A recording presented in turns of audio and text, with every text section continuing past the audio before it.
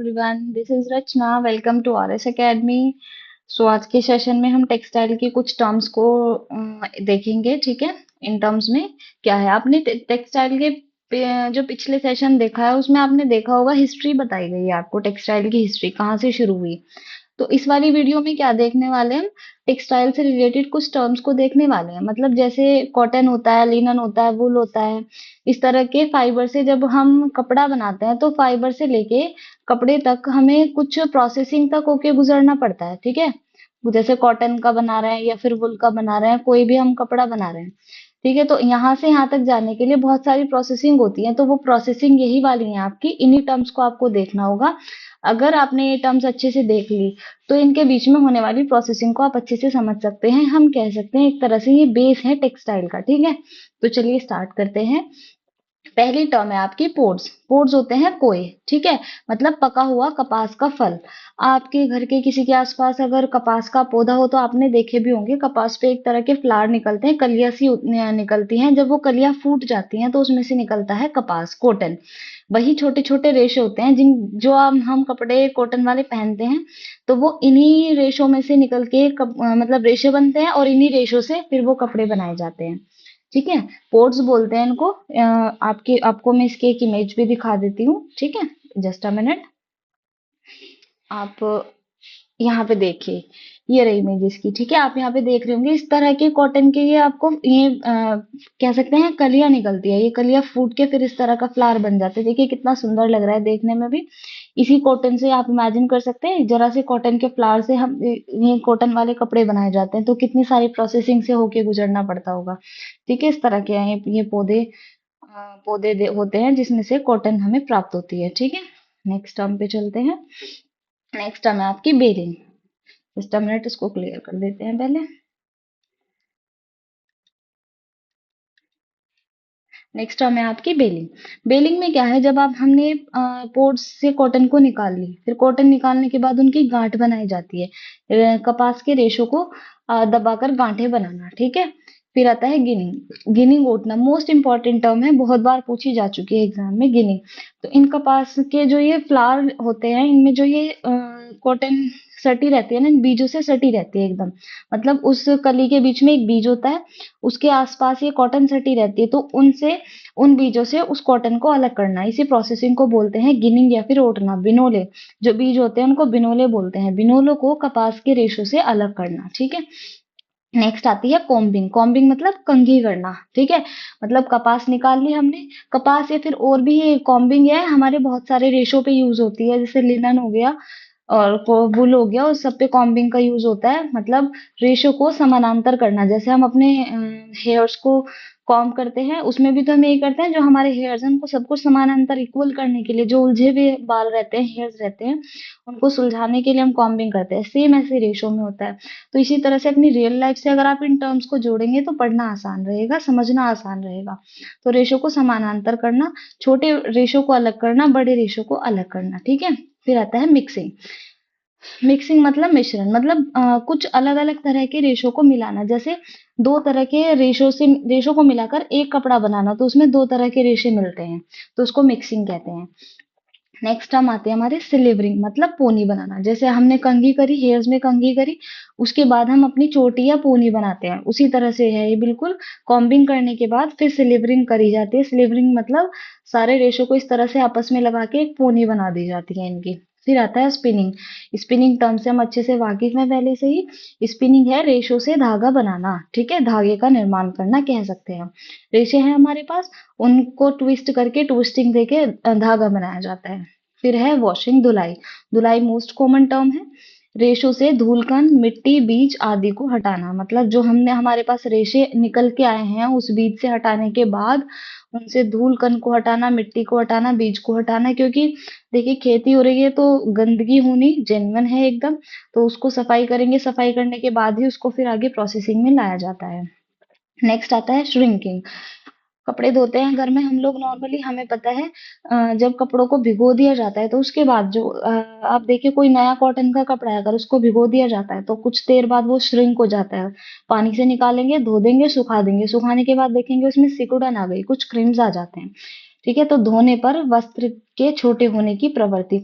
जब नया कपड़ा होता है उसको हम स्टिचिंग के लिए देते हैं, लेकिन क्या सोचते हैं कि इसको पहले धो ले, कहीं बाद में स्टिचिंग से आने के बाद ये सिकुड़ ना जाए, इसी वजह से उस पर पहले से ही वॉशिंग प्रोसेस की जाती है, ताकि उसकी जो श्रिंकेज क्वालिटी है वो पहले ही निकल जाए, ठीक है, पता लग जाए उसका। नेक्स्ट आती है फिनिशिंग।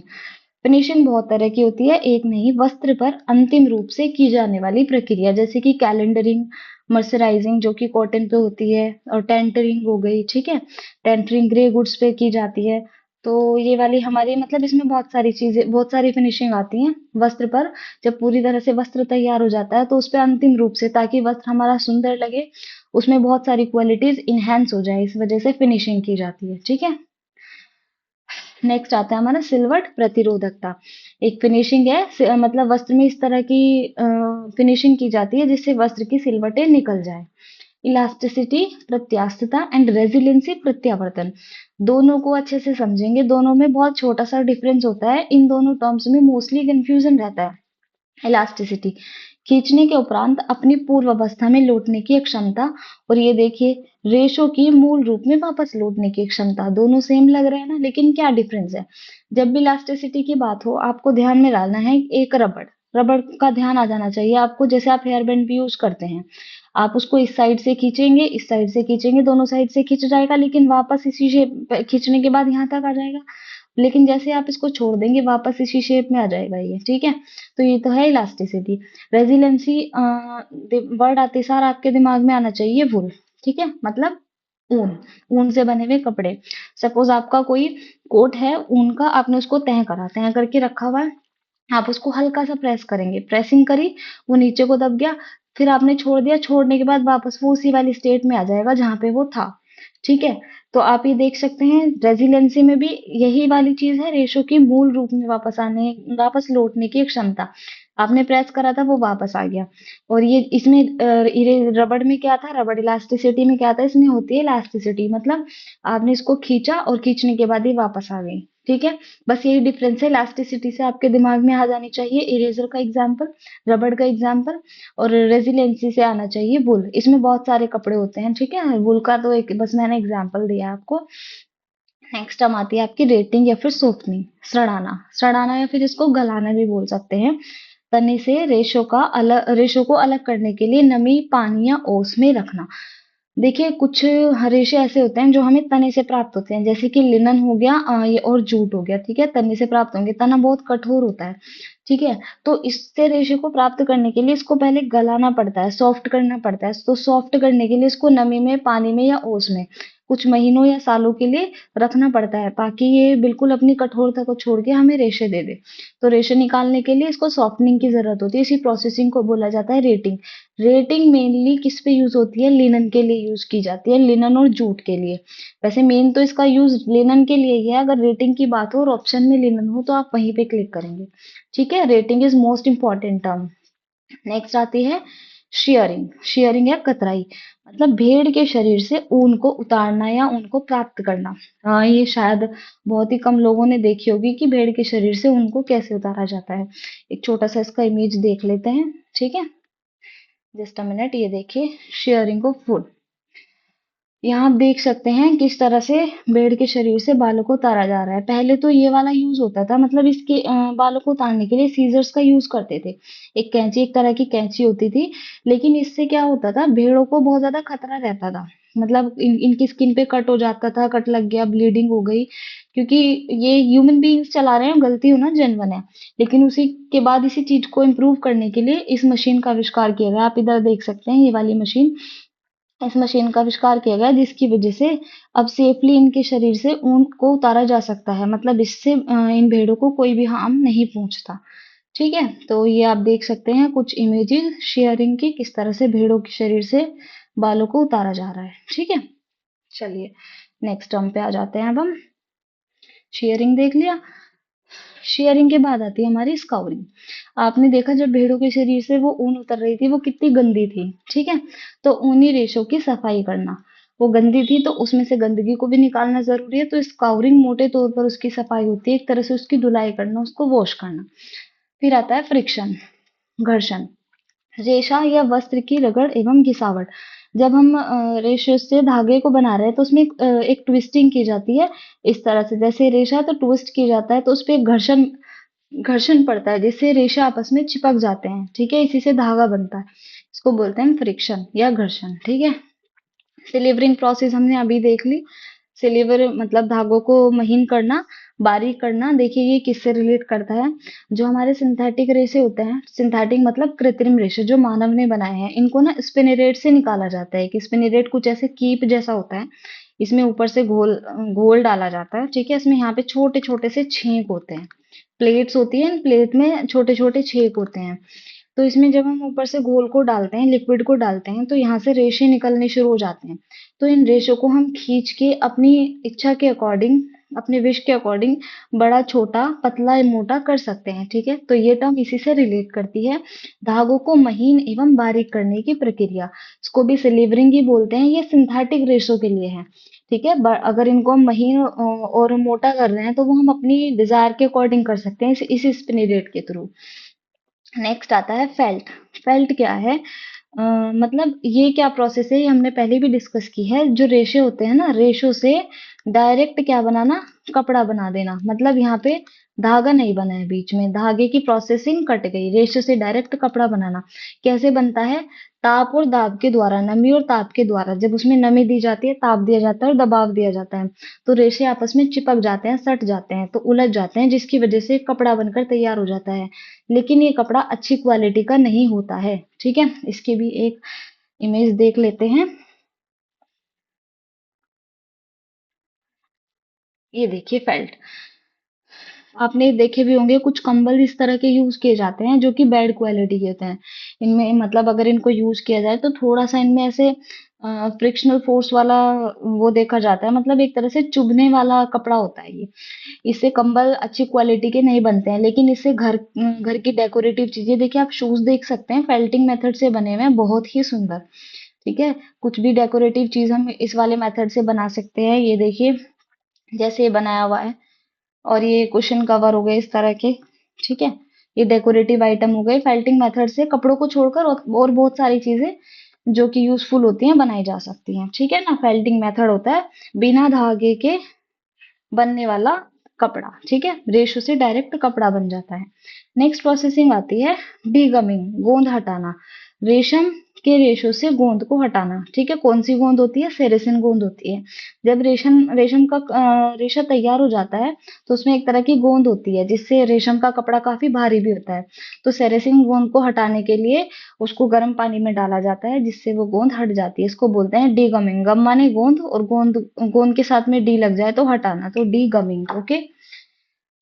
नेक्स्ट टर्म आती है आपकी पुल्ड वूल, मतलब खींची गई ऊन। इसमें बहुत सारी टर्म्स हैं, जैसे फ्लीस पुल होती है, पुल्ड वूल होती है।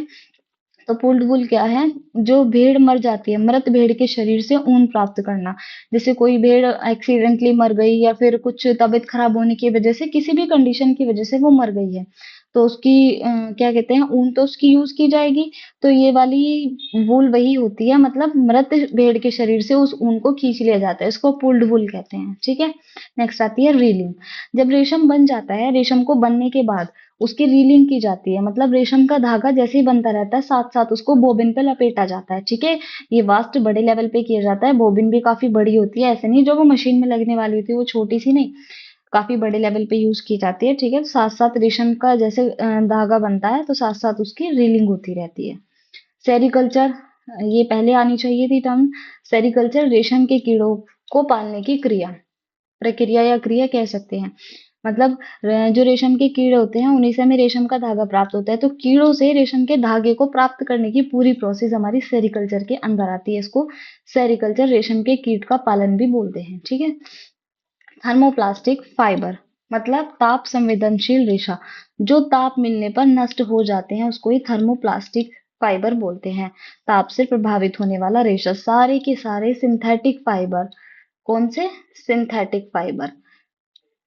ये हमारे सारे के सारे थर्मोप्लास्टिक होते हैं। कौन कौन से होते हैं? नायलॉन हो गया, रेयॉन हो गया, ये वाले, ठीक है, पॉलिएस्टर हो गया, इसमें सारे के सारे थर्मोप्लास्टिक है। जरा सा भी इन पे मतलब एक लिमिट होती है, अगर उससे ज्यादा इनको टेम्परेचर मिलेगा तो ये बिल्कुल मेल्ट हो जाएंगे और मेल्ट होके पिघल जाते हैं बिल्कुल, ठीक है ना, थर्मोप्लास्टिक फाइबर कहलाते हैं। रेनफोर्स्ड प्रबलित वस्त्र, वस्त्र की स्थायित्व शक्ति को बढ़ाना, मतलब जैसे कुछ हम कपड़े पहनते हैं जहाँ पे बॉडी का फोर्स पड़ता है, जैसे कि कोहनी हो गई या फिर एडी हो गई, घुटना हो गया, जहाँ पे कपड़े में खिंचाव आता है, तो वहां पे एक छोटा सा मतलब कपड़ा लगा दिया जाता है ताकि वहां से कपड़ा कमजोर ना हो या फटे ना, उसी को रेनफोर्समेंट वो क्लोथ बोलते हैं, ठीक है। वस्त्र की स्थायित्व शक्ति को बढ़ाने के लिए रेनफोर्समेंट प्रोसेस की जाती है। नेक्स्ट आता है आपका यार्न ट्विस्ट और काउंट, सूत का गुणांक। यार्न काउंट एक संख्यात्मक मापन है जो धागे की महीनता या मोटाई को बताता है, जिससे कपड़े का वजन, मजबूती और ड्रेप निर्धारित होता है।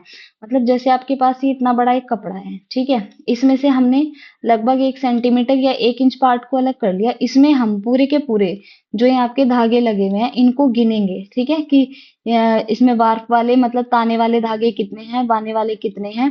तो इस तरह से यार्न को काउंट करना और उनकी ट्विस्टिंग को देखना, यही कहलाता है यार्न काउंट। इससे क्या पता लगता है, धागा कितना महीन है, कितना मोटा है, और इसी से हमें कपड़े की भी क्वालिटी का पता लग जाता है, जिससे कपड़े का वजन, उसकी मजबूती और ड्रेप मतलब उसकी लटकनशीलता को भी हम पता कर सकते हैं, कपड़े की कितनी लटकनशीलता है, ठीक है। नेक्स्ट आता है कैलिको। कैलिको एक प्लेन वीविंग का मतलब साधारण सूती बुना हुआ कपड़ा होता है, प्लेन वीव का एग्जाम्पल है कैलिको। इसकी चौड़ाई जो बुनी जाती है लगभग 120 सेंटीमीटर होती है, ठीक है। मिश्रित वस्त्र, मिक्स्ड क्लोथ्स, विभिन्न रेशों के संयोजन से बने हुए वस्त्र, मतलब जिसमें केवल एक ही, केवल कॉटन ना हो, लेनन ना हो, वुल ना हो, जो मिक्स्ड रेशों से बना रहता है, जैसे टेरी कॉटन, इसमें टेरिलिन और कॉटन दो चीजें मिली हुई रहती हैं, टेरी वुल हो गया, टेरिलिन और वुलन दो चीजें, दो तरह के रेशे मिले हुए हैं, इसलिए इनको मिश्रित वस्त्र या फिर मिक्स्ड क्लोथ बोलते हैं, ठीक है। नेक्स्ट आता है आपका cambric. Cambric is also is example of plain weave, ठीक है, साधारण महीन सादी बुनाई वाला सूती वस्त्र है। सादी बुनाई मतलब प्लेन वीव से बना हुआ वस्त्र है कैम्ब्रिक, जैसे कैलिको है इसी की तरह से यूज होता है, ठीक है। नेक्स्ट आता है आपका टर्म एजोइक डाई। डाई रासायनिक रंग है। एजोइक डाई को हम आइस कलर और नेप्थोल डाई भी बोलते हैं, और ये क्या है, वाटर इनसॉल्युबल मतलब पानी में अघुलनशील डाई है, ठीक है, जो कि कपड़े पे एक ब्राइटनेस और चमक देती है। ये अब गवर्नमेंट की साइड से बैन हो चुकी है, ठीक है, एजोइक डाई, क्योंकि ये स्किन के लिए हार्मफुल है, इसी वजह से इसको बैन कर दिया गया है। लेकिन इस पे क्वेश्चंस आते हैं, शायद इसीलिए इतनी इंपॉर्टेंट हो गई है ये। तो इसके नाम याद रखेंगे, आइस कलर्स और नेप्थोल डाइस, ठीक है, ये हमारी वाटर इंसॉल्युबल होती है। बीटलिंग प्रोसेसिंग आ गई आपकी, बीटलिंग, आप इसमें से बीट को अलग कर दीजिए। बीट का मतलब होता है पिटाई, पिटाई का मतलब ले लेंगे आप, मतलब एक तरह से रेशों की कुटाई करना, धागों को चपटा बनाने की क्रिया, सतह को सुधारना, मतलब जो धागे हमें प्राप्त हो रहे हैं उनको मतलब उन पे ठुकाई पिटाई की जाती है, जिसकी वजह से उनमें चपटापन, एक स्लैंटिंग लुक देखा जाता है। ये क्या करता है, हमारी टेक्सचर को, उसकी सतह को इम्प्रूव करता है, ठीक है। नेक्स्ट आती है टेंटरिंग, मोस्ट इंपॉर्टेंट टर्म है टेंटरिंग। वस्त्र निर्माण में चौड़ाई की असमानता को दूर करती है। जैसे आपका कपड़ा बन गया, रेशो से कपड़ा बन के आया, एक तैयार हो गया, तो उसकी मतलब कोई शेप, कोई स्ट्रक्चर नहीं होता, इस तरह से कुछ वो बन के तैयार होता है, ठीक है। बहुत गंदा भी रहता है, ये मटमैला पीले रंग का रहता है, लेकिन उसमें वैसे भी साइज की बात करें तो बहुत असमानता देखी जाती है। तो ये वाली प्रोसेसिंग की जाती है टेंटरिंग, जिसकी वजह से ये कपड़ा बिल्कुल इस तरह से स्ट्रेट शेप में आ जाता है, एकदम सीधा बन जाता है, ठीक है, इस वाली प्रोसेसिंग के बाद तभी आगे इसकी सफाई की जाती है फिर, ठीक है। तो ग्रे गुड्स पे होती है कौन सी प्रोसेसिंग, टेंटरिंग। नेक्स्ट आती है मर्सराइजिंग। मर्सराइजिंग स्पेशली यूज्ड फॉर क्लोथ, कौन सा क्लॉथ, कॉटन क्लॉथ, सूती वस्त्र पर चमक उत्पन्न करना, ठीक है, सूती वस्त्र पे ही होती है मर्सराइजिंग। क्यों करते हैं इसको, इससे क्या फायदा होगा, एक तो लस्टर बढ़ेगा, स्ट्रांगनेस आएगी और एब्जॉर्बेंसी बढ़ जाती है, इसकी चमक बढ़ती है, मजबूती बढ़ती है, और इसकी अवशोषक क्षमता बढ़ जाती है, किसकी, कॉटन के कपड़े की। स्पेशली कॉटन पे होने वाली प्रोसेसिंग का नाम आया आपसे, फिनिशिंग पूछी जाए तो कौन सी होती है, मर्सराइजिंग होती है, ठीक है। नेक्स्ट हम चलते हैं साइजिंग, ठीक है, वस्त्र की सतह दोष को छिपाने की प्रक्रिया, साइजिंग, ठीक है। जैसे वस्त्र में मतलब डी साइज है कपड़ा, कि उल्टे सीधे साइज का बना हुआ है, तो उसके सतही दोष में, सतह में कोई दोष आया हुआ है, तो उसको छिपाने वाली प्रोसेसिंग है, ये प्रक्रिया है। नेक्स्ट होती है आई है आपकी मोयरिंग। मोयरिंग क्या है? वस्त्र पर तरह तरह के लहरदार नमूने अंकित करना। मतलब जैसे कपड़ा है, सिंपल क्लोथ है, तो उस पे जब ये वाली प्रोसेसिंग कर दी जाती है तो वस्त्र में थोड़ी थोड़ी ऐसे ऐसे क्रिम्पिंग देखने को मिलती है। और ये वाली क्रिम्पिंग ऐसी होती है, ना तो ये आपकी प्रेस से हटेगी ना धुलाई से हटेगी, किसी तरह से भी नहीं हट सकती है, ठीक है। या तो इस वाले डायरेक्शन में मिलेंगे लॉन्गिट्यूडनल, या फिर इस वाली डायरेक्शन में, एक ही डायरेक्शन में आपको ये मोयरिंग देखने को मिलेगी। बस मोयरिंग से ध्यान रखना, वस्त्र में लहरदार नमूने अंकित करना, ठीक है। या तो टेक्सचर हो सकता है ऐसा, या फिर कपड़े में ही कपड़े को इसी तरह से मतलब फोल्ड कर दिया जाता है, फोल्ड कह सकते हैं या फिर क्रिम्पिंग कह सकते हैं, कपड़े में क्रिम्पिंग कर दी जाती है, ठीक है। नेक्स्ट आती है ब्लीचिंग। ब्लीचिंग से आप भली भांति परिचित हैं। क्या होता है ब्लीचिंग? वस्त्रों पे जो पीलापन आ जाता है उसको दूर करने के लिए ब्लीचिंग की जाती है, और पीलापन दूर होते ही कपड़े में सफेदी आ जाती है। ब्लीचिंग किसी भी कलरफुल कपड़े पे नहीं की जा सकती। अगर इसको कलरफुल कपड़े पे करेंगे तो जहां जहां ब्लीचिंग की जाएगी वहीं से कपड़े का रंग उड़ जाएगा, और कपड़ा कैसा हो जाएगा वहां से? सफेद रंग का एकदम, ठीक है, व्हाइट कलर का कपड़ा हो जाएगा। नैपिंग। नैपिंग स्पेशली वुलन पे होने वाली प्रोसेसिंग है, ठीक है, फिनिशिंग है। वस्त्र की सतह पर रोए उठाना, ठीक है, नैपिंग होती है। वस्त्र की सतह पर छोटे छोटे से रोए उठाए जाते हैं, ये एक तरह की परिसज्जा है, वुलन पे की जाती है। फिर इस्त्री करना, प्रेस करना, सभी अच्छी तरह से जानते हैं, वस्त्र पर ताजगी एवं नवीनता लेके आती है। नेक्स्ट है आपकी अग्नि अभेद। अग्नि अभेद और जल अभेद और कीट अभेद तीनों एक जैसे ही हैं। अग्नि अभेद वस्त्र, ऐसा वस्त्र जो आग से रक्षा करे, ठीक है। जैसे कि एस्बेस्टस होता है, फाइबर ग्लास होता है, ये इस तरह के दो कपड़े होते हैं, एस्बेस्टस और फाइबर ग्लास, ठीक है, जो हमारे आग में नहीं जलते हैं, जैसे कि प्लेन में हो गए, जहाज में हो गए, इस तरह के कपड़े उनके लिए वहां पे यूज किए जाते हैं। जल अभेद वस्त्र जो वर्षा और जल से रक्षा करते हैं, जैसे कि रेनकोट बनता है, छाता बनता है, इसी वाले कपड़े के बनते हैं। कीट अभेद वस्त्र जिन पर कीट न लगे, ठीक है। तो इस तरह की जो प्रोसेसिंग होती है या फिर ये स्पेसिफिक तरह के कपड़े होते हैं, ठीक है। नेक्स्ट आता है आपका डाउच, कंघालना। कंघालना अच्छी तरह से आपको पता है, धुलाई के वस्त्र को अंतिम रूप से कंघालना। वस्त्र को धोने के बाद जब उसको पूर्ण रूप से धुलाई कर दी जाती है, उसको धोने के बाद मतलब जब हम डिटर्जेंट से धोते हैं तो उसके बाद पानी में वॉश करने की जरूरत होती है। तो कंघालना मतलब उसको अंतिम रूप से पानी में कंघालना, ताकि उसकी सारी डिटर्जेंट पावर जो होती है वो खत्म हो जाती है, ठीक है, पूरी तरह से उसमें उसको सर्फ से मुक्त कर देना, ठीक है।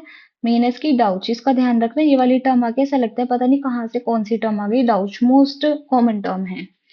ब्लॉक प्रिंटिंग, प्रिंटिंग का आ गई, ब्लॉक छपाई, ठीक है। इसमें है कुछ मतलब ऐसे डिजाइन होते हैं, लकड़ी का एक ठप्पा जैसे होता है, ठीक है, उसमें कुछ डिजाइन बने रहते हैं, ठीक है, डिजाइन उभरे हुए रहते हैं। ये वाला तो बेस होता है, जो ये वाला हिस्सा है ना, ये बेस होता है, और डिजाइन इसका नीचे की तरफ उभरा रहता है।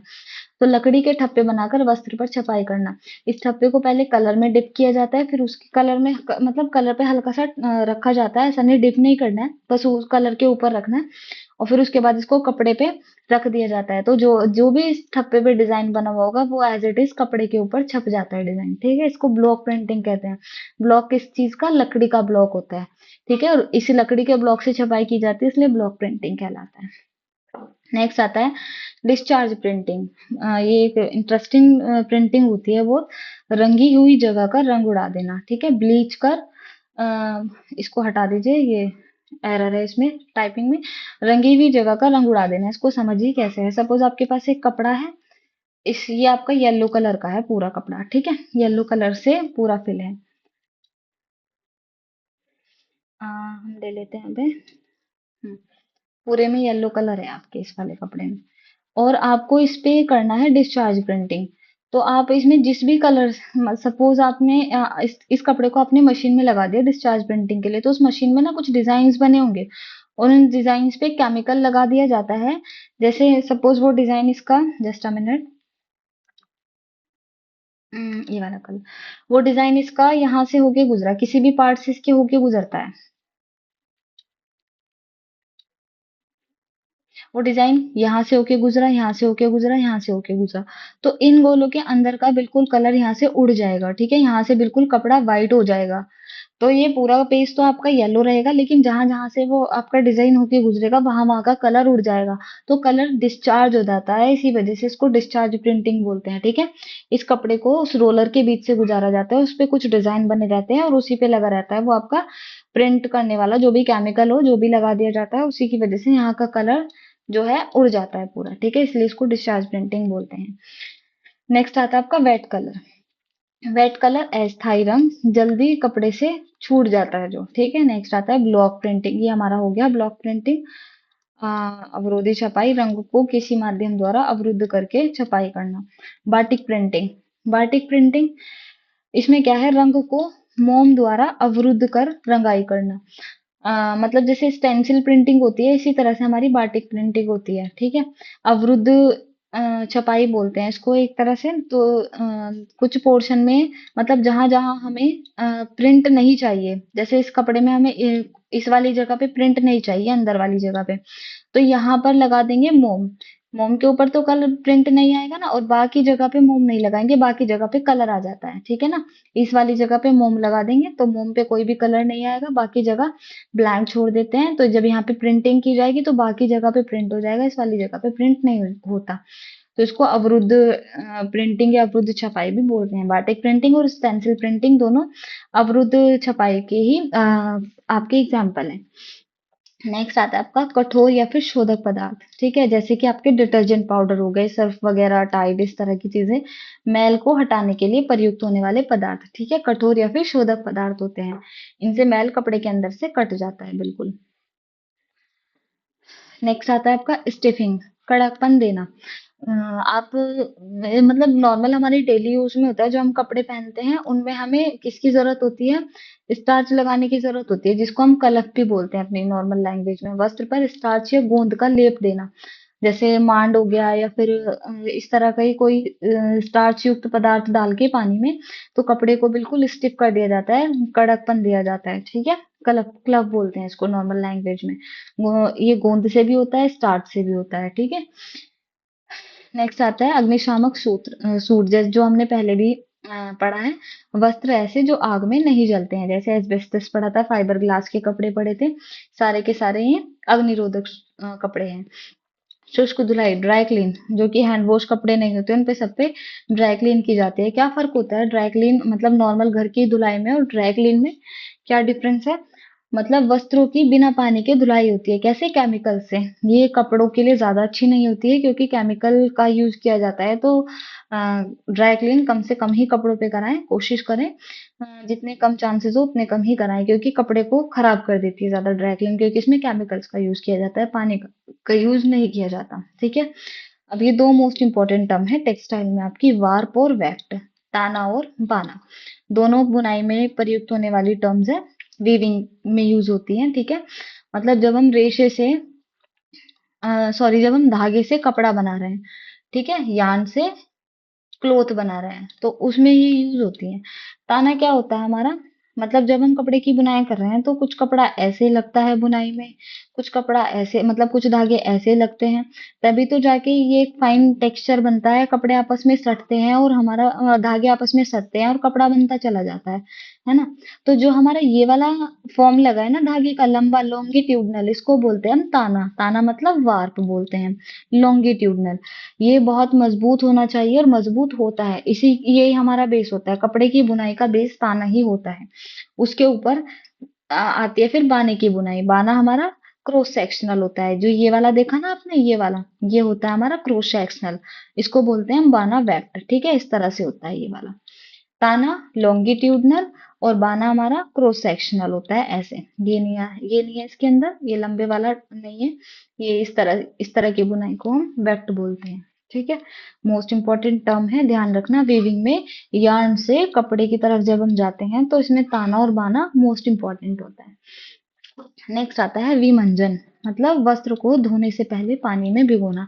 जैसे कोई कपड़ा ज्यादा गंदा है तो उसको डायरेक्ट वॉशिंग करेंगे तो वो उतनी अच्छी तरह से साफ नहीं हो पाता है, लेकिन जब हम उसको पानी में या फिर डिटर्जेंट पाउडर में कुछ देर के लिए, जैसे 3 से 4 घंटे के लिए भिगो के रख देते हैं, तो उसका जो डर्ट रहता है वो पूरी तरह से फूल जाता है पानी में भिगोने पर। तो इससे क्या होता है, मतलब जो जब उसकी गंदगी को हटाना है तो वो प्रोसेसिंग बहुत ईज़ी हो जाती है, ठीक है? इसको विमंजन बोलते हैं। नेक्स्ट आता है आपका प्राकृतिक रंग। प्राकृतिक रंग जो कि हमें नेचर से मिल रहे हैं। रासायनिक रहित रंग मतलब जिसमें किसी भी तरह का केमिकल नहीं होता। जैसे कि हल्दी हो गई, हल्दी और कुछ कलर ऐसे होते हैं जो कीट से प्राप्त होते हैं, कुछ मछली से प्राप्त होते हैं, जैसे नील हो गया, सारे के सारे हमारे प्राकृतिक कलर हैं। लेकिन बहुत कॉस्टली होते हैं और एक फिक्स्ड नहीं रहते, मतलब स्थिर नहीं होते, इनकी डीमेरिट होती है, ठीक है? प्राकृतिक रंगों की एक तो महंगे भी होते हैं, प्रोसेसिंग इनको बनाने की बहुत लंबी होती है। जैसे कि अगर हम कीट की बात करें तो लगभग 3000 कीटों को मारकर 3000 कीटों को मारकर 1 मीटर कपड़ा ही रंगा जा सकता है। तो बहुत कॉस्टली प्रोसेसिंग होती है और पैसा भी इसमें बहुत लगता है, ठीक है? तो इसी वजह से ये रंग वैसे तो देखा जाए तो प्राकृतिक रूप से तो अच्छे रहते हैं, लेकिन स्थायी नहीं होते, कपड़े पे एक स्थायित्व नहीं देते। जैसे कुछ समय तक धोएंगे कपड़ा तो आराम से निकल जाते हैं। सफेदी कारक सुहागा, ठीक है? दाग धब्बे छुड़ाने के लिए कभी कर्मक होता है, सुहागा बोलते हैं नॉर्मल लैंग्वेज में, तो ये सफेदी कारक है, ठीक है? दाग धब्बों को छुड़ाने के लिए एक तरह से यूज किया जाता है ये प्रोडक्ट। नेक्स्ट आता है आपका एम्बोजिंग। एम्बोजिंग पेंटिंग के बारे में भी आपने सुना होगा, ठीक है? वस्त्र पर उभरा हुआ नमूना बनाना, मतलब जो इसकी पहले पेंटिंग बनाई जाती थी, तो जैसे जो भी हम टेक्सचर बना रहे हैं, जो भी डिजाइन बनाया जा रहा है, ये तो बेस है और इस पे जो भी डिजाइन बनाया जा रहा है वो बिल्कुल उभरा हुआ लगता था। जैसे आजकल इस टर्म को 3D बोला जाता है, ठीक है? उभरा हुआ डिजाइन बनाना तो एम्बोजिंग बोलते हैं। पुराने टाइम में इसको एम्बोजिंग बोला जाता था। वस्त्र पर उभरा हुआ कोई भी नमूना बनाते हैं तो उसको एम्बोजिंग बोलते हैं। इसके टेक्सचर पर हाथ लगा के देखा जाता है ना जब, तो थोड़ा उभरा उभरा उभार फील होता है इसमें, ठीक है? नेक्स्ट आता है आपका शोटिंग, छटाई करना। छटाई करना ये हमारा रेशो से रिलेटेड टर्म है। जैसे हमने रेशे निकाल लिए, जैसे कॉटन का ही ले लीजिए आप, आपने वो देखे थे पोर्ट्स, पोर्ट्स से आपने निकाले थे, क्या निकाले थे? पोर्ट्स से कॉटन निकाली थी। तो उसमें छटाई करनी थी, उसमें मतलब जो छोटे रेशे थे वो एक तरफ निकालने थे, बड़े रेशे एक तरफ निकालने थे। तो किसी भी तरह की, मतलब कोई भी क्वालिटी, जैसे कि उसकी किस्म ले लो, उसका रंग ले लो, उसका टाइप, किसी भी तौर तरीके को लेके उसकी छटाई करना, मतलब रेशो की या फिर धागों की छटाई करना, उसी को हम शॉर्टनिंग बोलते हैं। शॉर्टनिंग, ठीक है? वस्त्रों को किस्म, रंग आदि के आधार पर अलग करना। वस्त्र को या फिर रेशो को या फिर धागों को, किसी भी चीज को अगर उसकी किस्म या रंग के आधार पर अलग किया जा रहा है तो वही प्रोसेसिंग हमारी शॉर्टनिंग कहलाती है। ओके,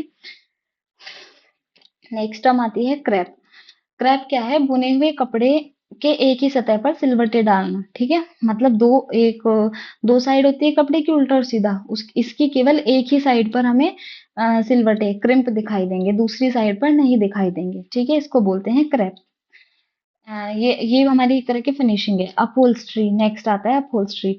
अपहोल्स्ट्री एक मजबूत कपड़ा होता है, फर्नीचर को ढकने के लिए यूज किया जाता है, ठीक है? इंपॉर्टेंट टर्म है अपहोल्स्ट्री।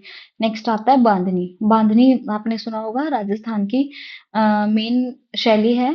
वस्त्र को बांधकर, टाई एंड डाई बोलते हैं इसको, वस्त्र को बांधकर, मतलब या तो उसमें धागा बांध दिया जाता है या कोई सिक्का या कोई भी, मतलब कोई भी चीज बांध के जिससे एक पैटर्न मिले, ठीक है? तो इसकी हमें क्या की जाती है? प्रिंटिंग की जाती है। राजस्थान की फेमस शैली है टाई एंड डाई। सेपोनिफिकेशन मतलब साबुनीकरण, सेपोनिफिकेशन बोलते हैं इसको इंग्लिश में। वसा का क्षार द्वारा साबुन में परिवर्तन, ठीक है? मतलब वसा और क्षार को मिला के, एसिड और बेस को मिला के साबुन बनाई जाती है। लच्छी, देखिए लच्छी क्या होता है? वस्त्र तैयार करने के लिए सूत की लच्छी बनाना। सूत मतलब धागा या यार्न। वस्त्र मतलब जैसे आपने घर पे भी देखा हो, जब मम्मियाँ बुनाई करती हैं, किससे? ऊन से बुनाई करती हैं, तो गोले वाली जो ऊन आती है उसको पहले लच्छी में कन्वर्ट करती हैं, आई थिंक वो लच्छी मिलती है, तो वो उसी को बोलते हैं। मतलब वस्त्र तैयार करने के लिए जो हमारा धागा होता है उससे पहले लच्छियां बना ली जाती है, इस तरह की बनती हैं, गोल गोल गोल गोल, इस तरह से हमारे गोले को खोल के इस तरह से लच्छियां बनाई जाती हैं, ठीक है? नेक्स्ट आता है डेनिम। डेनिम एक तरह का कपड़ा है, जीन्सेस बहुत चलती हैं इसकी, इससे आप अच्छी तरह से वाकिफ होंगे टर्म से, लेकिन इसमें क्या समझना है हमें? इससे क्वेश्चन जो पूछा जाता है, ये पूछा जाता है कि डेनिम किस कपड़े का बना हुआ मतलब किस कौन से धागे का बना हुआ कपड़ा होता है? तो ये सूती धागे का, सूती कपड़ा होता है, ठीक है? और इसमें कौन सी वीव रहती है? ट्विल वीव रहती है, जो कि तिरछा तिरछा प्रभाव देती है, इस तरह से तिरछा प्रभाव डालती है कपड़े के ऊपर, ठीक है? ट्विल वीव का फेमस क्लोथ है डेनिम। नेक्स्ट आता है फिनिशिंग। फिनिशिंग हमने पढ़ा है वस्त्र पर अंतिम रूप से की जाने वाली परिसज्जा या प्रक्रिया को ही हम फिनिशिंग बोलते हैं। ठीक है, तो आपकी ये कंप्लीट हो गई है वीडियो। आई होप आपने इस सेशन को एंजॉय किया होगा। ठीक है, तो कुछ टर्म्स या फिर कुछ और चीजें हम अगली वीडियो में देखेंगे। टर्म्स तो अब ऑलमोस्ट सारी कंप्लीट हो चुकी हैं। अ, अब हम इसके बाद कॉटन स्टार्ट करेंगे अपने जो हमारे आने वाले हैं, जैसे कि कॉटन हो गया, लिनन हो गया, इन वाले फाइबर्स को पढ़ना शुरू करेंगे। ठीक है, सेशन वाइज। तो thank you so much. I think आपको ये सेशन अच्छा लगा, और ये ट्रस्ट मी, ये सेशन आपके लिए बहुत यूजफुल रहने वाला है। आप इन टर्म्स को 2-3 बार, एक बार पढ़ना, और तभी ये दिमाग में बैठेंगे, एक बार दिमाग में नहीं बैठने वाली हैं। ठीक है, थैंक यू सो मच।